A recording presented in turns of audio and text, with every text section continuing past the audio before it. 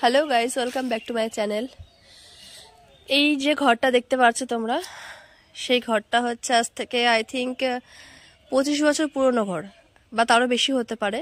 নিচেরটুকু plaster করা হয়েছে, ওপরটুকু ঘরটুকু ওখান থেকে তুলে নিয়ে এসে, মানে ওই যে ঘরটা এখন আছে ওখান থেকে তুলে নিয়ে এসে এখানে বসানো হয়েছিল। ছোটবেলায় মামা বাড়িতেই মানুষ হয়েছি, আর সেই টাইমে আমি শুতাম রাত্রে ওই ঘরটাতে, কিন্তু রাত্রে আমি পড়াশোনা করতাম এই ঘরটাতে। এই ঘরটার ওপরটাতে একটা সিলিং টাইপের ছিল, যার উপরে অন্য কিছু রাখা হতো। আর এর মধ্যে এখন গরুর বিচুলি টাইপ থাকে। আর যে এই জায়গাটা একটা পড়ার টেবিল ছিল, যেটা আমার স্টাডি টেবিল ছিল। এই যে এখন যেখানটা গরু রাখা রয়েছে সেই জায়গাটা পুরো ফাঁকা থাকতো।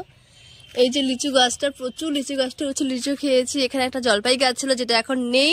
এই ঘরটাও এখানে ছিল না। এত বাগান টাগান এখানে কিছুই ছিল না, পুরো পরিষ্কার ছিল।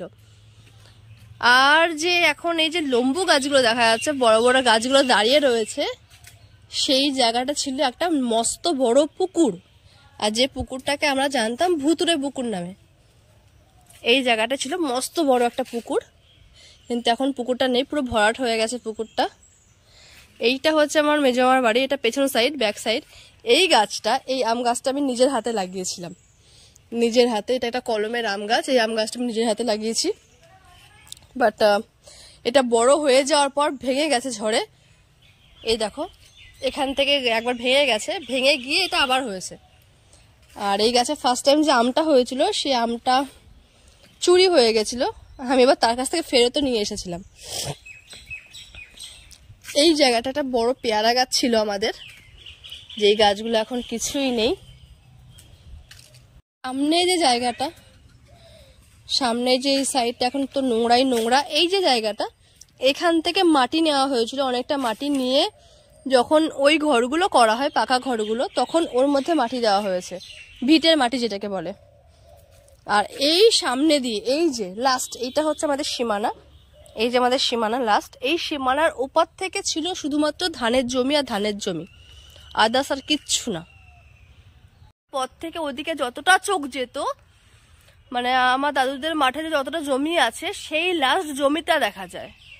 বাট এখন এই সাইডে কিছু না হলেও মানে 50টা বেশি ঘর হয়ে গেছে। এই পাশে আর কিছুই দেখা যায় না এখন।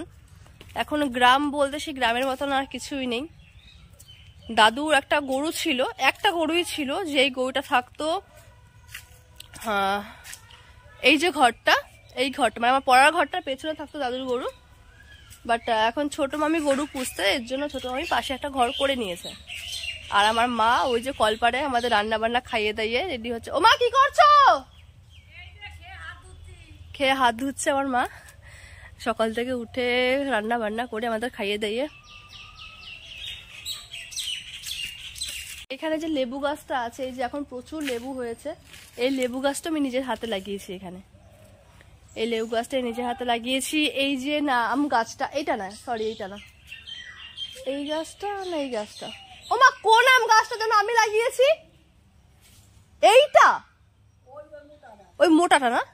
এই যে কলমের আম গাছটা, এই আম গাছটা আমি নিজের হাতে লাগিয়েছি। এখন তো এত বড় হয়ে গেছে, মানে কত বড় হয়ে গেছে টেরও পাওয়া যাচ্ছে না।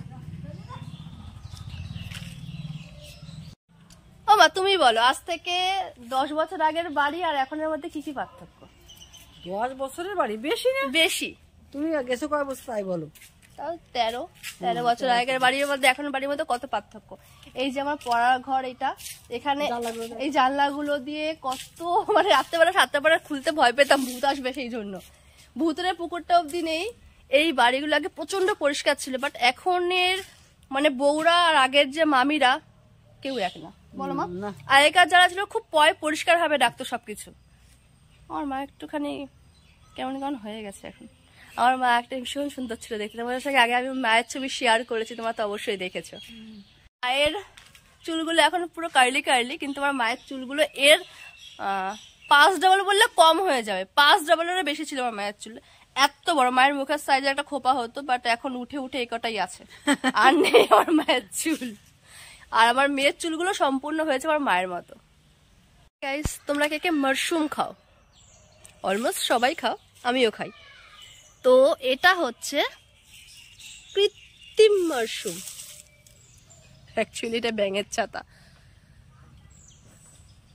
এটা একটা ব্যাঙের ছাতা। এখানে ম্যাক্সিমাম রয়েছে এগুলো ব্যাঙের ছাতা। আমি অ্যাকচুয়ালি এগুলো ব্যাঙের ছাতা না মাশরুম শিওর জানি না। এখানে তো অনেকগুলোই রয়েছে, অনেকগুলোই রয়েছে এখানে, এখানেও রয়েছে। তো মাশরুম কোনটা ব্যাঙের ছাতা কোনটা আমি ঠিক চিনি না, তোমরাই বলো এগুলোর মাশরুম নাকি ব্যাঙের ছাতা। মাশরুমগুলোকেও তো এইভাবেই ওপেন করা হয়, আমি সঠিক জানি না। খেতে পারি, খেতে খুব ভালো লাগে মাশরুমের স্যুপটা। এখন আপাতত দুখানা গরু আছে। আগে আমাদের একটা গরু ছিল ব্ল্যাক কালারের, যখন আমি এই বাড়িতে থাকতাম। খুব লক্ষ্মী ছিল গরুটা, বাট এখন তো গরুগুলো দেখছি সবসময় এর মধ্যেই থাকে। আগে আমাদের গরুগুলোকে দাদু বের করতো, একটু মাঠে দিয়ে আসতো। আর এই যে কলা গাছগুলো, এইগুলো এখান দিয়েই ছিল। একটা সময় ছিল যখন কলা গাছে কলাগুলো পাকতো, কেউ খুলতাম না, মানে কলা কাঁদি কেউ নামাতাম না। গাছে কলা রয়েছে, ওখান থেকেই ছিঁড়ছি, ওখান থেকেই আমরা কলা খাচ্ছি, এরকমভাবে খেয়েছি। আর দিদা লাস্টে যখন দেখতে যে পেকে গেছে কলাগুলো, তখন তো হয়তো কাঁদিটা নিয়ে ঘরে নিয়ে গেল।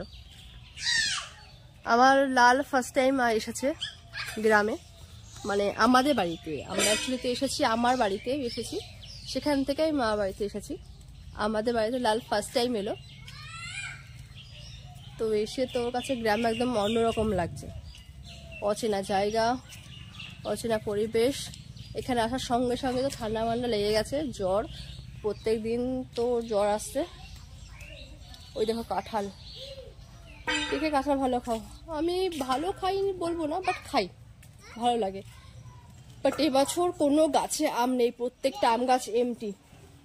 এই যে একটা আম গাছ, এই আম গাছটা হচ্ছে আমাদের ছোটবেলার খেলার সাথে ছিল। আমরা তখন এইটুকু সাইজের ছিলাম। আর এই আম গাছটা আমরা শুয়ে শুয়ে বসে বসে উঠতে পারতাম। এই যে দোলনাটা এখন রয়েছে, ছোটবেলায় ওখানে একটা এরকম দোলনা থাকতো, যেটা আমরা দোল খেতাম। আর আমি, আমার ভাই, বোন, কেউ একজন এই জায়গাটায় বসতাম, কেউ একজন ওখানে, কেউ একজন এখানে। যে হয়তো সিট পেত না সে হয়তো এখানে। তখন এখানে খুব পরিষ্কার পরিচ্ছন্ন থাকতো। আর সব থেকে মেন যে রাজা, সে এখানে বসবে, সে গাছ থেকে নামবে না, আর সবাই দ্বারা অর্ডার শুনবে। এই রাজাটা বা কুইনটা অলওয়েজ আমি হতাম। আমার ভাই বোনরা সবসময় আমার কথা শুনতো। এখনো আমার সবার ভাই বোনরা আমার কথা শোনে, বড় হয়ে গেছে, বাট তবুও আমার কথা শোনে। মেঘ করেছে প্রচন্ড, বৃষ্টি একচোট আসবেই। এটা হচ্ছে আমার মেজো মামার বাড়ি। এই যে সেই বিয়ের পাত্র, তিনিও এসেছেন, কিন্তু এখন বাড়ি চলে যাবেন তার বউ নিয়ে।